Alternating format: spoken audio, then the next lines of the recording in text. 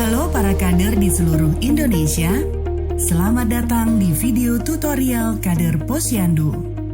Keterampilan kader dalam pengelolaan Posyandu terdiri dari 1.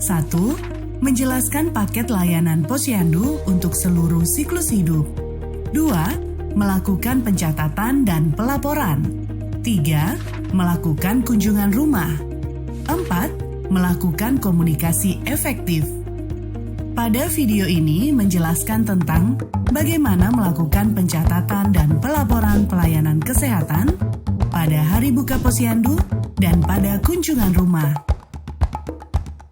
Setiap siklus hidup, ibu hamil, nifas, menyusui, balita, remaja, dewasa, lansia, masing-masing memiliki satu set pencatatan hari buka Posyandu. 1. Kartu bantu registrasi data sasaran sesuai siklus hidup.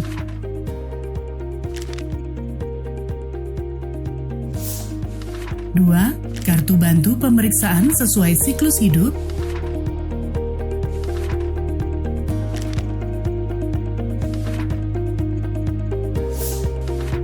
3. Dan kartu rekapitulasi hasil pemeriksaan. Pada saat kader melakukan layanan kunjungan rumah, terdapat instrumen pencatatan yang berbeda dengan kartu bantu hari buka Posyandu. Masing-masing siklus hidup memiliki satu set pencatatan kunjungan rumah. Untuk pencatatan kunjungan rumah akan dibahas pada video tutorial kunjungan rumah. Pada hari buka Posyandu, ada 5 langkah pelayanan.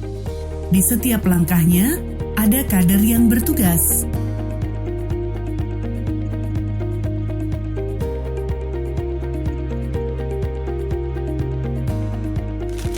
Persiapan yang dilakukan oleh kader: kartu bantu registrasi data sasaran sesuai siklus hidup.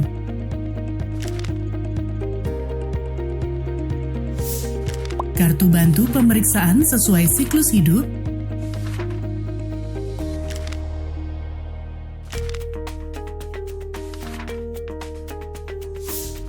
Dan kartu rekapitulasi hasil pemeriksaan.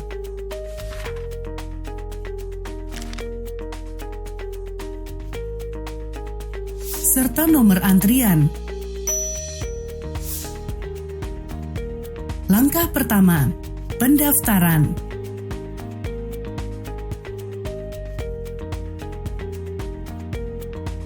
Kader akan mengisi data sasaran atau buku bantu registrasi sesuai siklus hidup, mengisi data identitas sasaran pada kartu bantu pemeriksaan sesuai siklus hidup,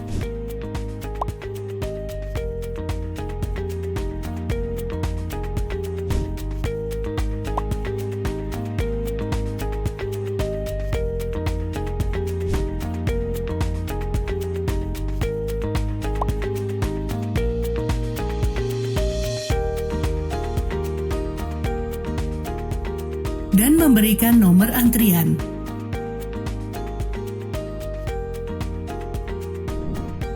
Langkah kedua, penimbangan, pengukuran, dan deteksi dini faktor resiko oleh kader. Hasil penimbangan dan pengukuran diisi pada kartu bantu pemeriksaan sesuai siklus hidup pada kolom kuning tua. Pada sasaran ibu hamil atau ibu menyusui, kader bertugas mencatat penimbangan berat badan, pengukuran lingkar lengan atas, pemeriksaan tekanan darah pada kolom kuning tua di kartu bantu pemeriksaan. Pada sasaran bayi, balita, dan anak prasekolah, kader bertugas mencatat hasil penimbangan, pengukuran panjang badan atau tinggi badan, lingkar kepala, lingkar lengan atas pada kolom kuning tua pada kartu bantu pemeriksaan sasaran bayi, balita, dan anak prasekolah. Pada sasaran usia remaja, kader bertugas mencatat hasil penimbangan berat badan, pengukuran tinggi badan. Pada remaja usia di atas 15 tahun, dilengkapi dengan pengukuran lingkaran perut, pemeriksaan tekanan darah, pada kolom kuning tua pada kartu bantu pemeriksaan anak usia sekolah dan remaja.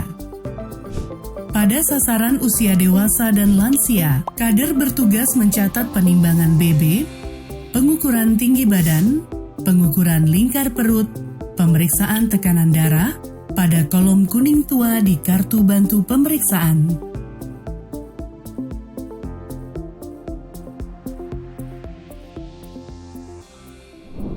Setelah itu, langkah selanjutnya, pencatatan.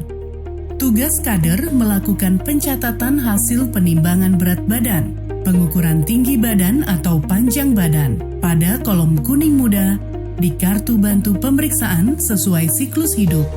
Pada langkah pencatatan pada sasaran ibu hamil, nifas, dan menyusui, kader melakukan pencatatan kesimpulan hasil pengukuran lingkar lengan atas. Apabila melebihi 23,5 cm, ditulis dengan huruf H, hijau, atau N, normal, dan apabila kurang dari 23,5 cm, ditulis dengan huruf M, merah, atau KEK, kurang energi kronik, pada kolom nomor 6, pada warna kuning muda, kartu bantu ibu hamil dan nifas. Untuk pencatatan kesimpulan hasil penimbangan berat badan dengan melihat kurva pada buku KIA,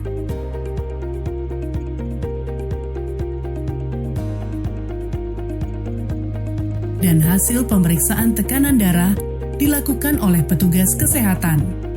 Pada langkah pencatatan untuk sasaran bayi, balita, kader melakukan pencatatan plotting hasil penimbangan berat badan dan pengukuran panjang badan atau tinggi badan pada kartu menuju sehat KMS dalam buku KIA, serta melakukan pencatatan kesimpulan hasil penimbangan bayi atau balita dengan berat badan naik ditulis huruf N dan berat badan tidak naik ditulis huruf T pada kolom nomor 5 dan 6, dan kesimpulan hasil lingkar lengan atas ditulis gizi kurang dengan huruf GK atau normal dengan huruf N, atau kurang dari normal dengan huruf KN pada kolom kuning muda nomor 13 kartu bantu pemeriksaan.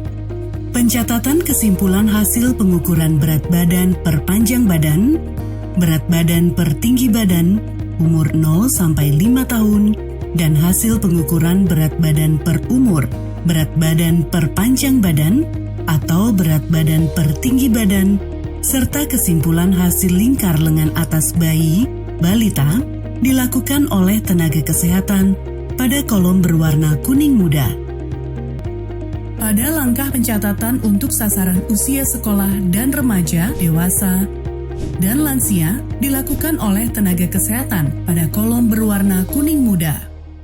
Langkah keempat adalah pelayanan yang terdiri dari pemberian imunisasi, vitamin A, obat cacing, tablet tambah darah, pemeriksaan gula darah sewaktu, pemberian makanan tambahan, PMT, screening TBC, kesehatan jiwa, penyakit paru obstruktif kronik, PPOK, atau disebut juga dengan PUMA, aktivitas kehidupan sehari-hari, AKS, dan screening lansia sederhana, SKILAS. Berdasarkan hasil pemeriksaan menggunakan alat atau wawancara, baik yang dilakukan oleh kader maupun yang dilakukan tenaga kesehatan, hasilnya akan dicatat pada kolom warna biru muda pada kartu bantu pemeriksaan sesuai siklus hidup. Pada langkah sasaran ibu hamil, nifas, dan menyusui berdasarkan hasil screening gejala TBC, pada kolom berwarna biru, kader mencatat dengan menuliskan ya atau tidak pada kolom nomor 9 sampai dengan 12 di kartu bantu pemeriksaan. Memantau konsumsi tablet tambah darah, menuliskan ya setiap hari atau tidak setiap hari pada kolom 14. Jika memantau konsumsi makanan tambahan ibu hamil kurang energi kronik KEK, di kartu bantu pemeriksaan ibu hamil, nifas, menyusui, pada kolom 16 tuliskan ya setiap hari atau tidak setiap hari. Pemberian tablet tambah darah dilakukan dan dicatat oleh tenaga kesehatan. Pelayanan pada sasaran bayi atau balita. Kader mencatat pada buku KIA, yaitu pemberian vitamin A, dengan menuliskan tanggal pemberian pada bulan Februari dan Agustus, halaman 69. Selanjutnya, kader mencatat ya atau tidak pada kolom nomor 21 pada kartu bantu pemeriksaan berdasarkan hasil pelayanan yang diberikan, berupa screening TBC pada kolom nomor 14 sampai dengan 17, pemberian ASI eksklusif pada kolom nomor 18, pemberian MPASI pada kolom 19, dan jika menemukan gejala sakit, dituliskan pada kolom 25, dan jika dirujuk, maka berikan tanda checklist pada kolom 26. Pemberian imunisasi dan obat cacing dilakukan serta dicatat oleh tenaga kesehatan. Untuk sasaran usia remaja, screening gejala TBC pada kolom nomor 11 sampai dengan 14 dengan menuliskan ya atau tidak. Mencatat hasil screening masalah kesehatan yang ditemukan, dituliskan ya atau tidak pada kolom 15 sampai dengan 22. Apabila ditemukan masalah kesehatan yang perlu dirujuk, maka catat di kolom 24 pada kartu bantu pemeriksaan remaja. Pemeriksaan gula darah, kadar HB, dan kesimpulan hasilnya dilakukan dan dicatat oleh tenaga kesehatan. Selanjutnya, pencatatan hasil pelayanan kesehatan sasaran usia dewasa dan lansia. Pemeriksaan mata dengan tes hitung jari tangan pada kolom 12 sampai dengan 14 dan pemeriksaan pendengaran baik telinga kanan maupun telinga kiri pada kolom 15 sampai dengan 16 dengan menuliskan N normal, K gangguan. Kuesioner PPOK penyakit paru obstruktif kronik atau disebut juga dengan PUMA bagi usia lebih atau sama dengan 40 tahun dengan kebiasaan merokok pada kolom 20 sampai dengan kolom 23 dengan menuliskan ya atau tidak dan tuliskan hasil perhitungan scoring. Jika hasil perhitungan lebih dari 6, maka lakukan rujuk. Isilah hasil pelayanan wawancara faktor resiko penyakit menular TBC pada kolom hasilnya 25 sampai dengan 28, serta usia dewasa yang telah menggunakan alat kontrasepsi pada kolom 29 dan isilah kolom 31 jika ada yang perlu dirujuk. Rapid test gula darah dilakukan oleh tenaga kesehatan dan dicatat untuk kader. Wawancara screening PPOK ditujukan kepada sasaran usia dewasa berumur 40 tahun ke atas dengan riwayat merokok. Pengisian selanjutnya pada usia dewasa dan lansia adalah pemeriksaan kesehatan jiwa dengan menuliskan ya atau tidak pada kolom 2 sampai dengan 20. Dan jika hasil scoring berjumlah 6 atau lebih dari 6, atau menjawab pertanyaan nomor 17 ya, maka sasaran dirujuk ke Pustu atau Puskesmas dengan menuliskan R, rujuk pada kolom 22. Pelayanan pada sasaran lansia dilakukan juga screening aktivitas sehari-hari yang dicatat mulai kolom 2 sampai dengan 31.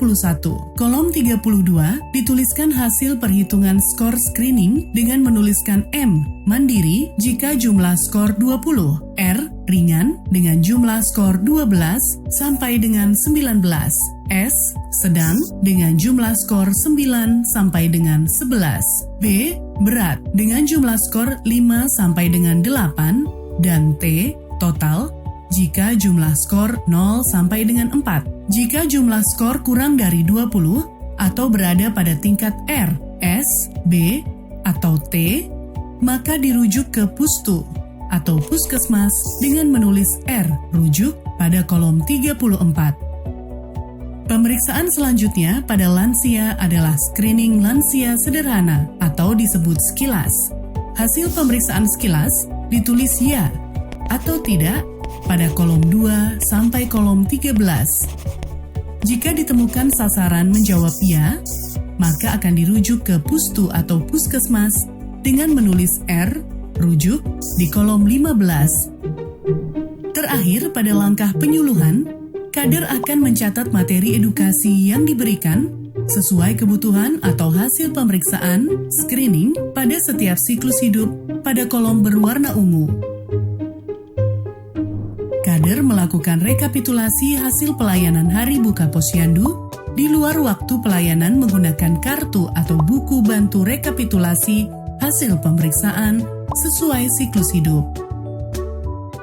Langkah-langkah dalam melakukan rekapitulasi hasil pemeriksaan sesuai kelompok siklus hidup. 1. Kader mengumpulkan kartu bantu pemeriksaan setiap sasaran sesuai kelompok siklus hidup.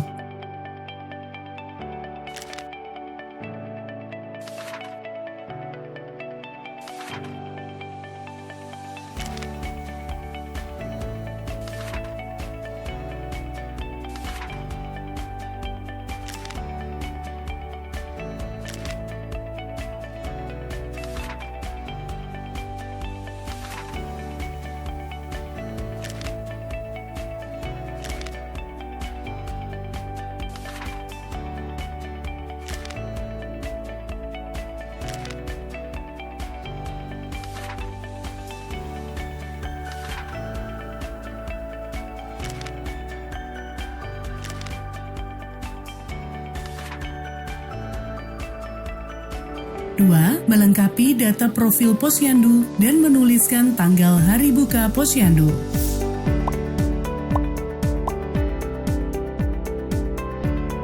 Tiga, menghitung jumlah sasaran per kelompok siklus hidup, baik yang datang dan tidak datang ke Posyandu.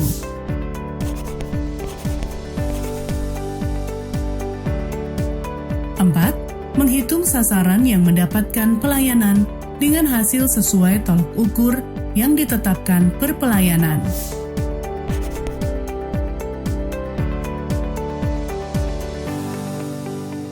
5. Menghitung sasaran yang perlu mendapatkan rujukan.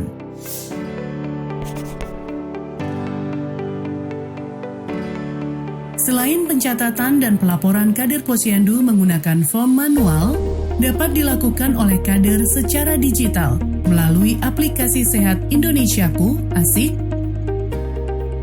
yang dapat di-download melalui Google Play Store atau dengan alternatif menggunakan chatbot WhatsApp atau bisa dengan aplikasi lokal yang diintegrasikan dengan sistem informasi Kemenkes.